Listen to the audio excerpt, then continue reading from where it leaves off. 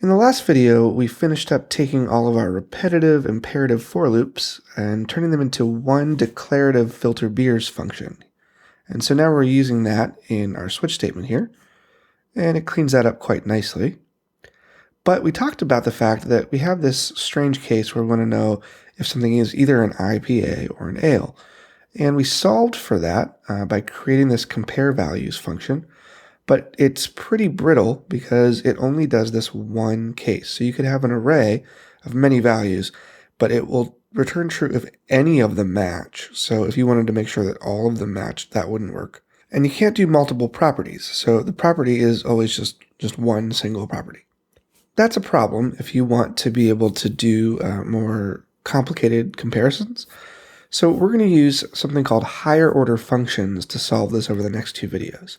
Okay, so one way you can get a higher order function is for a function to return another function. In this way, we might want to make something called make filter, right? So that we can make these filters on demand, and then that way they'll be a little bit more robust. So the problem that this specific solution will solve best is down here. You can see that we're calling filter beers, and then we're just passing it two strings. And while this is better than the for loops for clarity and readability and self-documentation, it's still suffering from the fact that just looking at this, you have to make an assumption that, okay, we're probably filtering each beer on its locale property by the domestic value.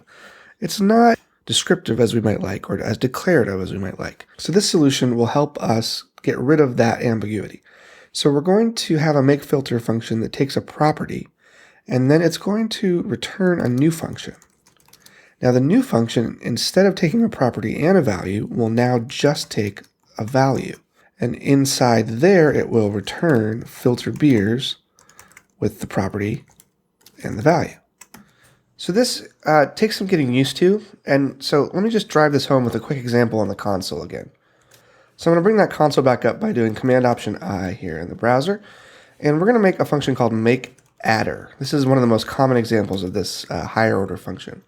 So makeAdder, and that is going to take a number.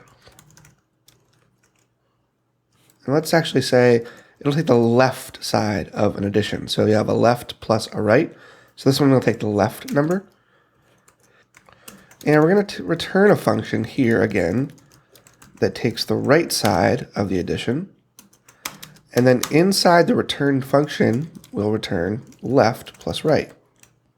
So there's our makeAdder. So if we wanted to make a function called add5, we said makeAdder 5. And what that does is it makes a new function where it has a saved off copy of 5, and then anything we pass to our add5 function will have 5 added to it.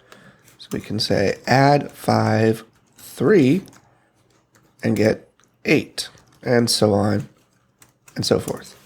Okay, so back in our example, we have a make filter that's doing that exact same thing. So later when you call this function and just pass it a value, it still has a reference to the property, and so it can call filter beers with the property that was set from before and the value that you're passing in now. So what's an example of this? Let's say we wanted to make a filter by locale, right? So that's very descriptive. So what this does is now filter by locale is a function that has a saved reference to this key or property called locale. And when we call filter by locale, we just now have to pass it a value, and it will always compare it to the locale using our filter beers function. So while we're here, why don't we just go ahead and make our filter by type. So now we get a little bit of a gain here by saying filter by locale and filter by type. So like I said before, the biggest gain here is just removing that assumption work that you had to do when you looked at filter and just assumed that the first string was one thing, the second string was another.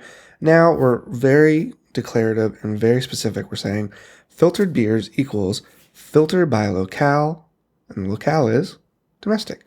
Filter by type, and the type is an array of either IPA or ale. Now this is nice, but if you're paying attention closely, you'll notice that we haven't actually solved the main problem, which is What if I want to do more complicated comparisons, right? This method doesn't actually solve that.